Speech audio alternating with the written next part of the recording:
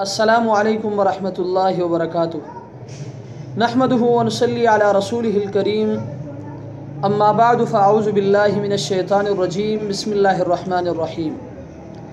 अल्हम्दुलिल्लाह, आज कश नंबर 165 में आपके मसाइल और उनके हल के साथ एक मरतबा फिर मैं आपके दरमियान।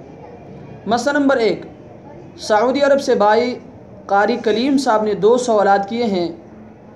उनका पहला सवाल ये है कि अगर नमाज के दौरान जलसा भूल जाए तो इसका क्या हुक्म है। तो मसला ये है कि 2 सजदों के दरमियान बैठने को जलसा कहते हैं।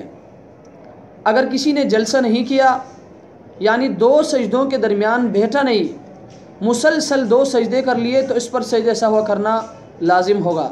अल-बहरुर राइक़ जिल्द नंबर 1 सफ़ा नंबर 300।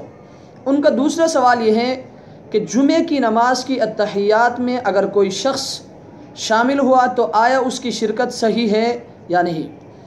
तो मसला ये है कि अगर कोई शख्स जुमे की नमाज में अत्तहियात में आकर शामिल हुआ तो उसकी शिरकत सही हो जाएगी। इमाम के सलाम के बाद खड़ा हो जाए और 2 रकात नमाज पढ़कर सलाम फेर दे, जुमे की नमाज अदा हो जाएगी। ज़ोहर की नमाज पढ़ने की ज़रूरत नहीं होगी। बाकी जुमे की नमाज में इतनी ताख़ीर से आना मुनासिब नहीं है। फतावा आलमगीरी जिल्द नंबर 1 सफ़ा नंबर 149। मसला नंबर 3, कराची से भाई वसीम साहब ने सवाल किया है कि रुकू में सजदे की तस्बीह पढ़ ली तो इसका क्या हुक्म है। तो मसला ये है कि अगर किसी ने रुकू में सजदे की तस्बीह पढ़ ली तो उस पर सजदे सहवा वाजिब नहीं है, नमाज हो जाएगी। अलबत्ता नमाज मकरूह तंज़ीही हो जाएगी। इसलिए याद आने की सूरत में रुकू की तस्बीह पढ़ ले ताकि सुन्नत के मुताबिक हो जाए। खुलासतुल फतावा जिल्द नंबर 1 सफ़ा नंबर 54।